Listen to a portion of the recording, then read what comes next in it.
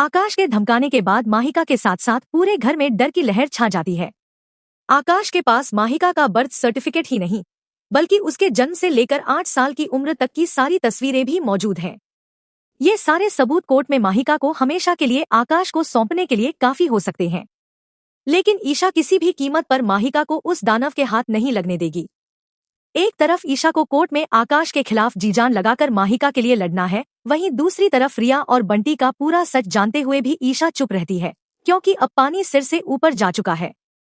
बंटी और काव्या पति पत्नी के पवित्र रिश्ते में बंधने जा रहे हैं। ईशा सिर्फ रिया की खुशी के लिए अपने पूरे परिवार को गम के सागर में नहीं धकेल सकती।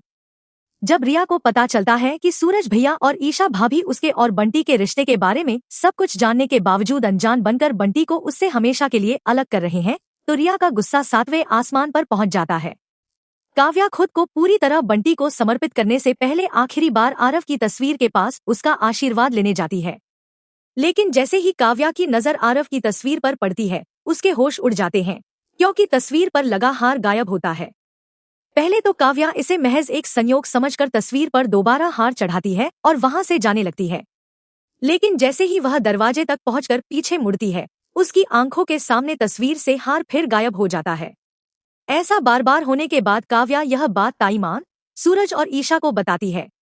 लेकिन वे लोग काव्या की बात पर विश्वास नहीं करते और इसे अंधविश्वास बताकर उसे समझाने की कोशिश करते हैं।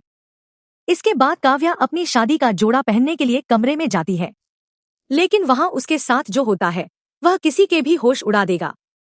जैसे ही काव्या अपना श्रृंगार करना शुरू करती है, धीरे धीरे उसके मेकअप का सामान गायब होने लगता है। डर के मारे जब काव्या कमरे से बाहर जाने लगती है, तभी गेट पर उसकी आंखों के सामने उसका पहला प्यार आरव खड़ा दिखाई देता है। आरव को सामने देखकर काव्या डरने के बजाय उसे कसकर गले लगा लेती है। तभी आरव काव्या से कहता है कि इस जन्म में तो हम पूरी जिंदगी एक दूसरे के साथ नहीं बिता पाए, लेकिन मैं अगले जन्म में तुम्हारा इंतजार करूंगा। अगर तुम चाहती हो कि अगले जन्म में हमारा फिर से मिलन हो, तो इस जन्म में दूसरी शादी करने का ख्याल अपने मन में भी मत लाना। इतना कहकर आरव वहां से चला जाता है। काव्या तुरंत सूरज और ईशा के पास जाती है और शादी रोकने के लिए कहती है। आखिरकार बंटी के घरवालों को बारात वापस लेकर जाना पड़ता है और काव्या और बंटी की शादी रुक जाती है। लेकिन दोस्तों, असली ट्विस्ट तो अब सामने आता है। दरअसल यह सब रिया और ताऊ जी का रचा हुआ मायाजाल होता है।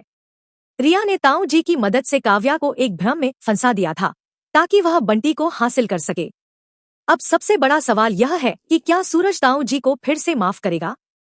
क्या रिया का यह खेल सबके सामने आएगा? या फिर इस साजिश के बाद घर में होने वाला है कोई बहुत बड़ा धमाका?